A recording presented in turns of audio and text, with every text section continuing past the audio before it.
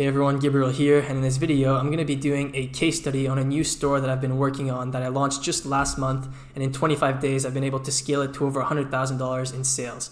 And this was all with Facebook ads. And so I'm going to be giving you an in-depth overview of everything that I've done so far in order to achieve this. I'm going to be talking about the product, the store, the ads, really everything that you want to know. And another cool thing that I'm going to be showing you in this video is a week-by-week profit and loss statement. So I'm going to be showing you how much I made or lost in the first week, in the second week, in the third week, and so on, and how much I made overall out of this $110,000 in sales. So I think that's going to be a really interesting part of the video as well, because one of the most common questions I get is how much capital do you need in order to start something like this? So that's what this video is going to be about. Now, before we jump right into it, I want to show you a little bit of proof. So this is the store here. As you can see, so far today, 8.9K in sales. These are the sales since starting. So as you can see, this store was started on June 10th. This was the first day, and it was a really slow start, mainly because this is just a side project of mine. I have another private label brand that I'm working on mainly. I've talked about this brand a few times in my past videos, and this is just a side project that I launched. And the reason that I actually launched this store is that I wanted to launch a new store from scratch with the method that I teach in my course, Ecom Blueprint, and show that it still works, in 2019 and beyond.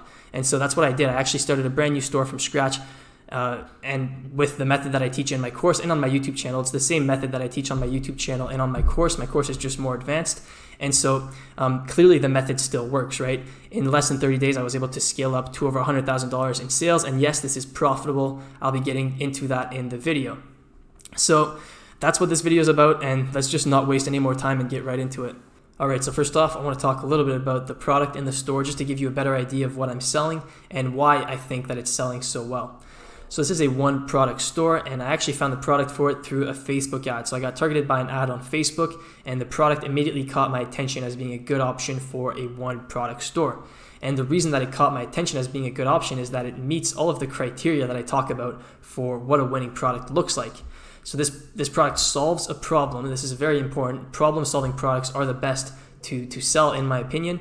And this solves a very common problem, so this is even better, right? If a problem is very common, that means that there's more people to target, and so you can scale more and you can keep selling it for longer. A good example of this would be the posture corrector. I've talked about this product a few times before. This is a product that solves a very common problem, right? It doesn't matter if you're 20, if you're 30, 60, if you're a man or a woman, you could still be affected by poor posture and slouching. And so it's a very common problem, and products that solve a very common problem are the best, in my opinion. That is one of the main things that I look for when I'm searching for a product. And this product from this case study is like that. It solves a very common problem. Now, another good thing about this is that it's not commonly found in stores. This is another factor that's important. You don't want your product to be easily found in brick and mortar stores, right? You don't want someone to see your ad and then think, oh, I should go out and drive to the local Walmart to go buy this, right? You want them to see your ad and think, I've never seen this before, so I'm going to have to order it online because I can't get it anywhere else. That's the kind of reaction you want from someone when they see your ad. And so to get that reaction, you want products that are not commonly found in stores. This product is trending up. If you go on Google Trends and search for the product category, it's trending up. There's a very strong trend for this type of product in the past 5 years. So this is a great sign for if I want to keep selling this long term. The product has wow factor. Wow factor, once again, it's a very important criteria for a winning product. If a product has wow factor, it'll be much easier to advertise on social media. And realizing that the product meets all of the criteria, I decided to do a bit of competitive research to see if I can find any other stores who are actively selling this product. Because to me, that is the biggest form of validation. If I can find a few other stores who are actively selling that product, and by actively selling, I mean they're consistently running ads for that product, making new ads, and you can see that they just recently posted new ads and they have a lot of views already. If you can find such competitors, that means that the product is selling well, and so you can do the same thing, and you can probably do it even better if you just make better ads, you make a better store, etc. And so that's what I like to do when I find a product that I want to sell.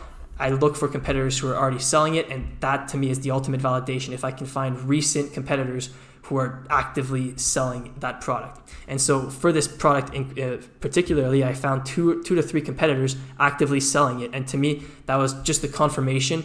Now, a few other things to note. This product had approximately 3,000 orders on AliExpress when I started.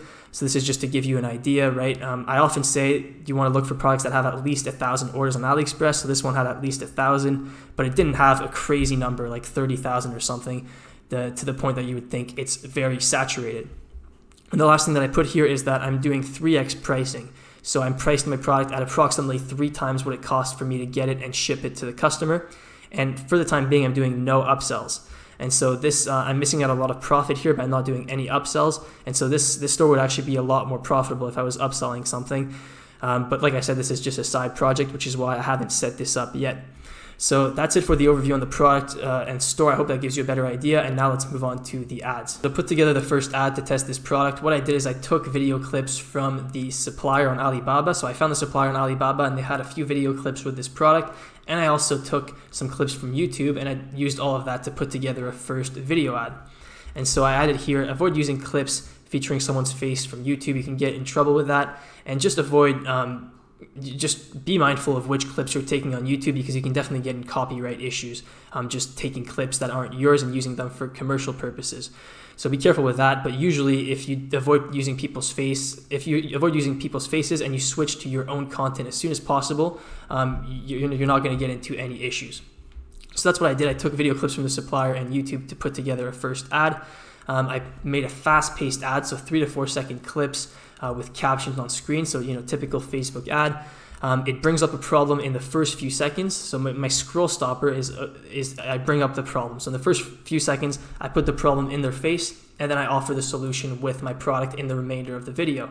And that's the structure that works really well for this product and for a lot of the products that I've run in the past. This ad is 25 to 30 seconds long, and I found that the shorter the better for ads. And this is just a general rule. I mean, it really depends on your product, on your brand, and in specific cases. But in my experience, it's better to aim for shorter ads, right? So try to condense your message and remove anything that's not necessary, and just keep it short and snappy and to the point. And that's what performs best in my experience. And to put the ad together, I used the iPhone app InShot. A lot of people ask, for free video editing tool, and this is surprisingly the best one I found. I'm laughing because it's an iPhone app, right? You wouldn't expect a good video editor to be on iPhone, but InShot is actually a really, really solid app for editing things together. I also use Animoto, but Animoto isn't free. InShot is free, and it's got a lot of features. All right, so what I want to do now is give you an overview of my Facebook ads launch strategy, and it's a bit complicated, so I broke it down into 3 phases to hopefully make it easier to understand. And this is the exact strategy that I used to launch this store. So the first phase is the initial data collection. This is when you're just launching a new store, you don't have any data, and so you don't really know who the best people to target are, and you can't build lookalike audiences or anything like that. And so your goal in this phase is just to get the ball rolling, just to get the spend going so that you start collecting data and start to get things moving. And so what I like to do for this phase is I like to do first a PPE campaign. So this is how I start off all my products. I'll do a PPE campaign. In this case, for this store, I did 18 plus, all genders, T4 countries. So T4 countries, when I write that means US, UK, Canada, and Australia. And so I did this PPE campaign at the start to get video viewer data. Once I had enough video viewer data, and this the video viewer data, what you want is 95% video viewers. And so once I had about 2,095% video viewers, and you can see this in Ads Manager if you pull up the column for 95% video viewers, once I had this amount of video viewers, I launched lookalike audiences based on 95% video viewers. And so I launched 0 to 5%, so I did 1%, 1 to 2%, 2 to 3%, and so on. So that's 5 ad sets there. And then I also launched 10 broad single interests. So just random interests. I just thought of different interests that I could think of based on the product, different angles, right? So not just like 10 of really similar interests. You want to try different approaches and see what works. And so that's what I did here. And that's what I mean by the initial data collection is you just want to launch ad sets. You just want to get the ball rolling and get some spend going so that you start collecting data. And so that's what I did here. And I put C here. If you don't have any audiences, if after testing all these audiences, the 95% video viewers lookalikes and 10 broad interests minimum, if after all of that you don't have any audiences with a conversion rate above 2 to 3%, then you should work on improving your offer. And this is really important because this whole Facebook ads strategy is based on data and collecting data. But if you have a really, really low conversion rate, it's going to take forever to collect data, and you're going to have to spend a lot of money, and it's just not going to work well, right? So the first thing is that if you're not if your visitors are not converting into add to carts, initiate checkouts, or purchases, then you need to work on improving your offer and your store before moving forward. So that's really, really important. So that's the first phase, the initial data collection. Now the second phase is data-driven targeting. This is when you've actually collected some data. So now you actually have something to work with. And so what you want to do is you want to focus in on the best interests and demographics that you've identified, right? So you've been testing these interests, which ones were the best. Based on that, you should test new interests similar to the best ones. You should narrow down, if there's like a specific demographic that performs best, you should narrow down to that demographic. And also at this point, you should have more data for lookalikes, right? In the first phase, we launched 95% video viewers lookalikes. But in the second phase, you've already been collecting data for a little bit. So at this point, you should have enough data for different lookalike audiences. For example, website visitors, top visitors by time spent, add to cart, initiate checkout, purchase, value-based lookalikes. These are also really, really powerful. Once you have at least 500 purchases, I'd recommend for value-based lookalikes. But these are all different lookalikes that you can test once you have data.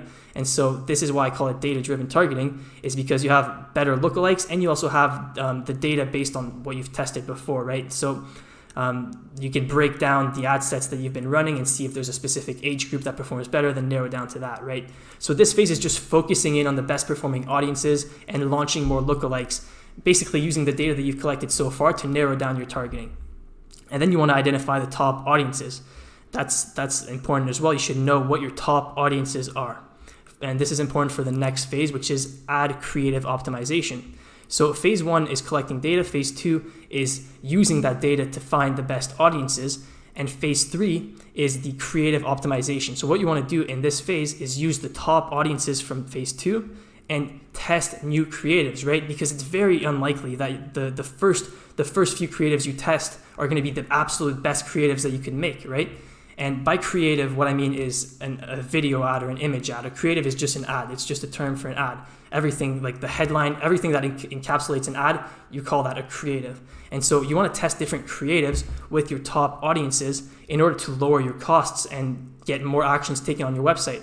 And so this is how you go from not being profitable to being extremely profitable. If you remember at the start of the video when I showed you the sales graph, it was very, very slow at the start, and then it just took off, and it took off in phase 3 once I identified new winning creatives. So that's essentially the launch strategy. And I wrote here that buying data at the start is crucial because data leads to strong lookalike audience targeting and effective purchase optimization. So the more data you get, the more purchase data you get, not just purchase data, but purchase data especially, the more data you get, the better your results tend to become. And the reason is that you get better lookalike audiences, right? Which is half of the equation. The audience, you get better audiences to target because you have better source data. And then you also get better purchase optimization because you have more data to work with. And so Facebook's algorithm can be more effective at picking out the right people to show your ad to. And so as you collect more data, things just get easier and easier. And then the most important thing becomes testing ad creatives. Hence phase 3 being ad creative optimization. So that's the launch strategy, and now I'm going to hop into Ads Manager to show you that. All right, so I'm inside of the ad account for that store, and let me just refresh that for you. And as you can see, so far today, I've spent $5,000 and generated back $11.5 thousand, and these are Canadian dollar numbers, so the US dollar numbers would be smaller. And the return on ad spend is 2.3, so very good results, very profitable. The break-even return on ad spend is right around 1.6, and so with this kind of return, I'm around 25% profit probably. And so that's not the point, though. I want to show you phase by phase. And so the first week is a good approximation for the first phase. And this is when I was just the initial data collection phase. And so this was from June 10th to the 16th.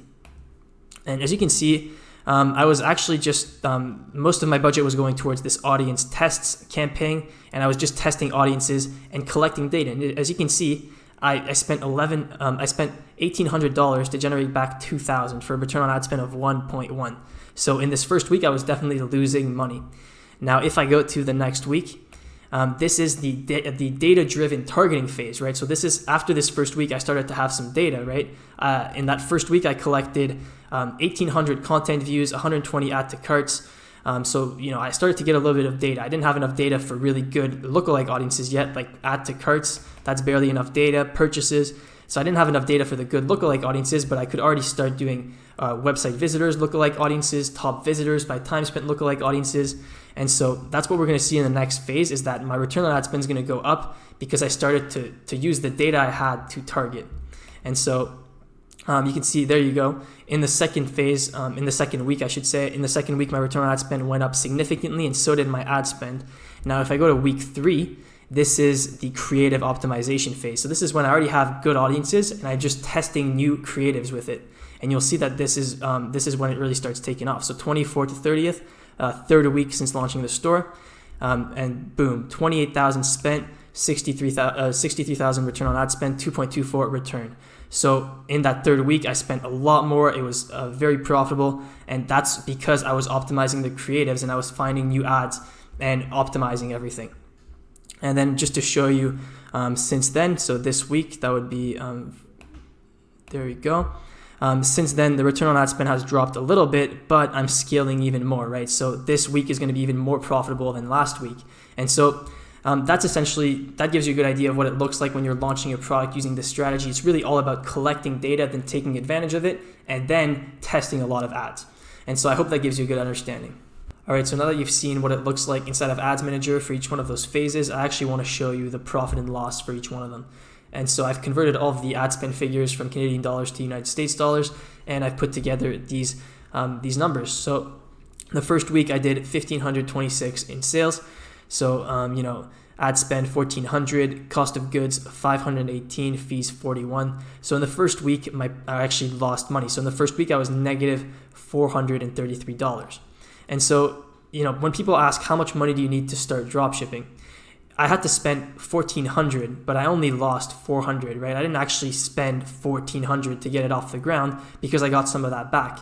And so a lot of it is actually a cash flow problem rather than an investing problem, because I only lost $433 in the first week. And then in the second week, I recouped that loss, right? In the second week, you can see that I made $440 profit. And so overall, since starting in the second week, I was up. So week 2, that's when it started to get profitable, but barely profitable. And then week 3, that's when I started scaling because it was the creative optimization phase, and I found a new ad that was performing really well, and I was able to scale that ad. And so you can see that week 3, the profit and loss was just short of 10,000. So just short of, this is about 20%, 10,000 out of 50,000. And so the profit and loss since starting on week 3 was up to 10,000. And then week 4 so far, this is incomplete. Sales 56,000, ad spend 24,000, cost of goods sold 20,000, fees 1,500. So the profit and loss for the week so far is almost at 12,000 US dollars, and since starting, the profit and loss is at 21.5 thousand. So overall, in these 25 days since I've launched the store, the profit and loss has been 21,000 US dollars. All right, so now I want to go a little bit more in depth on the creative optimization phase because this is really important. So one thing to note is that you only want to change one variable at a time when you're split testing creatives. So there's multiple variables that you can change when you're testing creatives, right? You can test different scroll stoppers, different videos, different thumbnails, different ad copies, headlines, newsfeed link descriptions, call to actions, really a ton of different things that you can test. But you only want to change one variable at a time, because if you change multiple things, you won't know what changed caused the increase or decrease in performance. So for instance, if you're testing 2 videos, you only want to change, you want to duplicate the first ad and then change only the video, leave the same ad copy, same headline, everything else. And so that's really important. Now, another thing is that if you want to test a lot of creatives without spending too much budget, right? A good way to do this is with PPE. Because if you test creatives optimizing for purchases, it gets really expensive really quickly.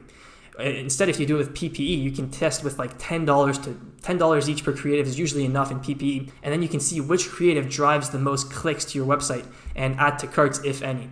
And so you won't get the lower funnel data with PPE. You won't get as many add to carts or purchases, but you're going to get a lot more clicks for less money. And you can use the clicks to make a prediction on how it will do once you switch it to purchase optimization campaign. And so this is what I like to do. I do PPE campaign to test ads, and I do 1 ad per ad set, and I compare the relative performance. And so total so far, I've tested 3 different videos, 5 ad copies, 3 leading clips. And by leading clip, I mean a scroll stopper, the first few seconds of video to catch your attention, and then 5 thumbnails.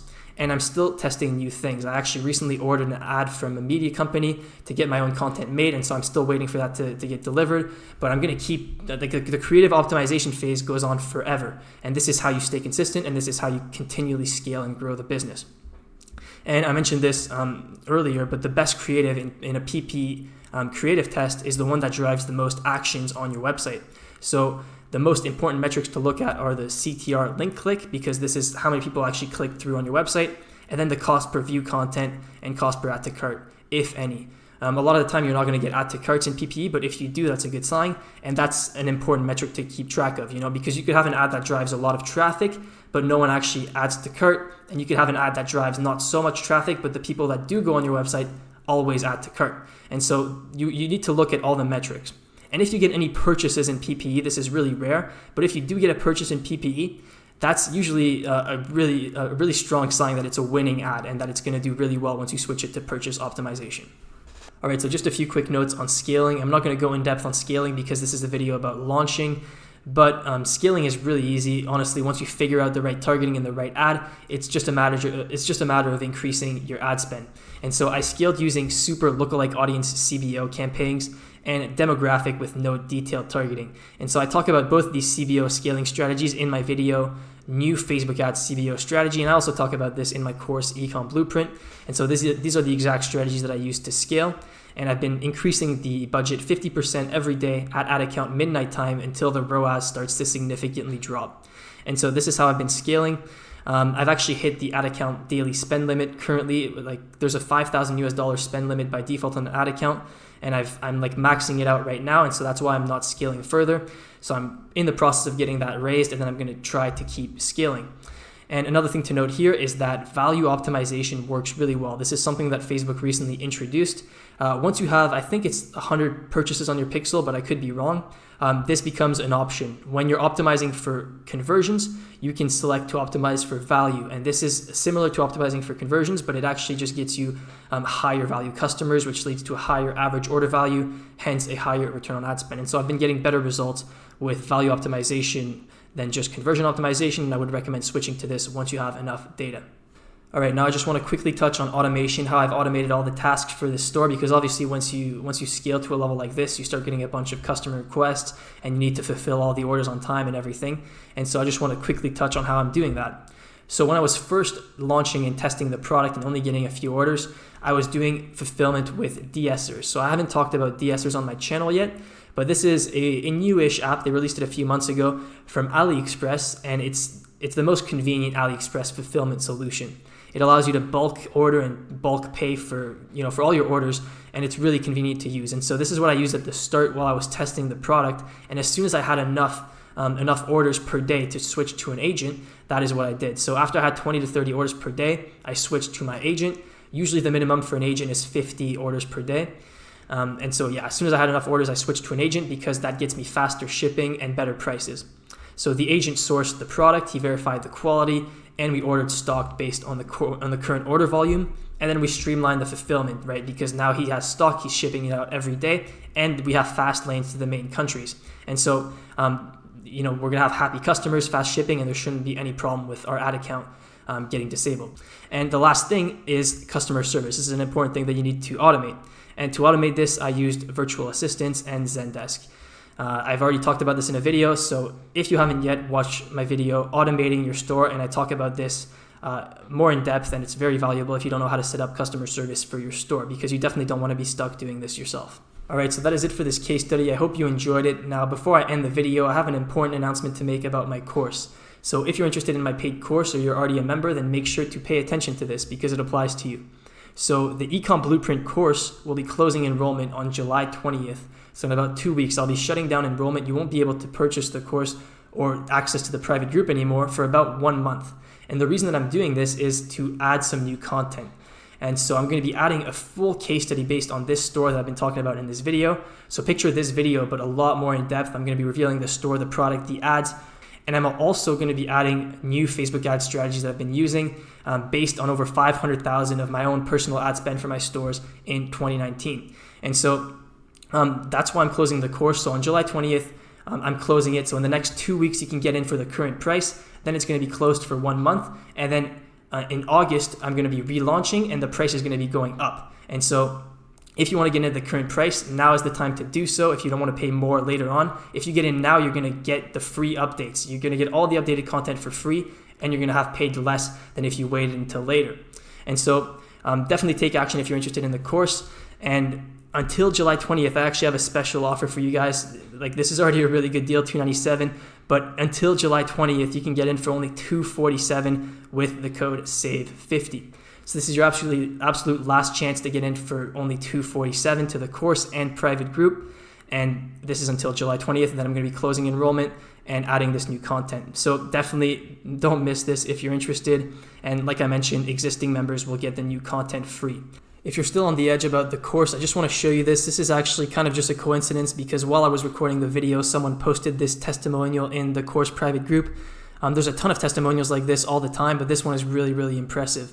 So he's saying, hey guys, first off, I want to say thank you so much to Gabriel St-Germain. Your course changed my life forever. Thank you is enough, but really thank you. Not trying to brag, but my store is about to hit $500,000 in sales. So that is absolutely crazy. In 3 months, he's hit $500,000 in sales, and he's showing us here, he's showing us like proof inside of Ads Manager, the return on ad spend.